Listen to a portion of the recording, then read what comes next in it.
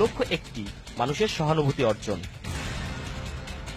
আসলে এ সবই কিন্তু প্রতারণার অংশ, এর কোনোটিই তার প্রকৃত চেহারা নয়।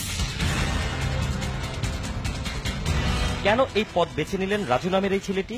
কিভাবে অর্জন করলেন মানুষ ঠকানোর এই দক্ষতা? অনেক চেষ্টার পর তার মুখ দিয়ে বের করা গেল সেই কথা। এই যে ভিক্ষার বিভিন্ন কৌশল আপনি এগুলো শিখলেন কোথায়? এটা নিজে একটু বাইরের থেকে শিখাইছি।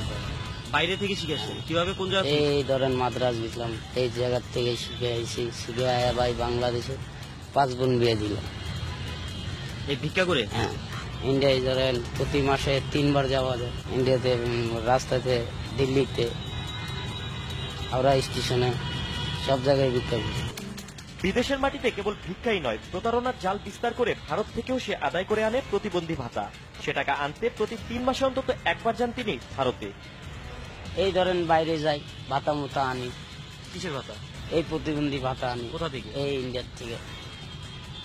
ইন্ডিয়া তুমি প্রতিবন্ধী ভাতাও পাও? হ্যাঁ। তোমার তো এখানে কোনো কাগজ কলমে নামই নাই, তুমি নাম ওই জায়গায় নাম আছে।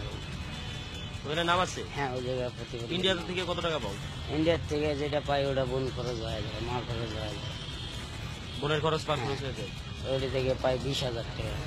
প্রতারণা হলেও এই পথে অর্জন কিন্তু তার একেবারে কম নয়, বরং অনেকের জন্য তার রীতিমতো ঈর্ষণীয়। ইনকাম হয় কেমন তোমার? ইনকাম ভালো হয় ভাই, 30-40 পাই। মানে 30,000-40,000 টাকা পাই প্রতি মাসে ইনকাম পাই। রাজুর বাড়ি বগুড়ায়। প্রতিবন্ধী সেজে বিএনপির সিনিয়র ভাইস চেয়ারম্যান তারেক রহমানের চোখে পর্যন্ত ধুলা দিয়েছেন। আদায় করেছেন চিকিৎসা ভাতা সহ বগুড়ায় 50% জমি। বগুড়ায় ধরেন গলির ভিতরে ঢুকতে 3টা গাড়ি ঢুকছিল, 4টা গাড়ি আইছিলেন। পরে ঢুকতে দেখি তারেক রহমান নেই। পরে ধরেন 2 ঠ্যাং আমার ঘাড়ে। পরে আমি ওনার পা চারটে ধরছিলাম। পরে আমাকে ঝাটকা মারে। পরে দেখি কোনো ঠ্যাং ছুটাইতে পারেনি। পরে দেখি ঠ্যাঙ্গের লগে ঝুলে আছি। পরে উনি আমাকে চিকিৎসায় পাঠায়।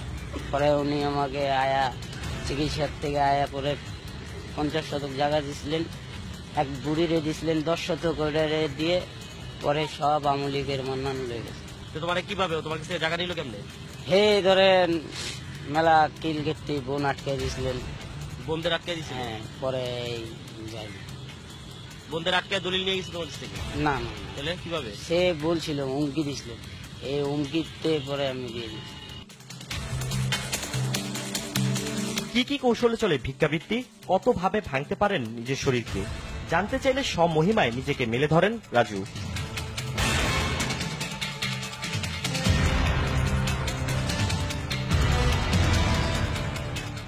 গত 8 বছর ধরে দেশ বিদেশে চলছে রাজুর এই প্রতারণা ভিত্তিক ভিক্ষাবৃত্তি। তার মতে এরকম আরো অনেক ভিক্ষুক বেশি প্রতারক রয়েছে দেশ জুড়ে। সানজিদ আহমেদ, বাংলা ভিশন, ঢাকা।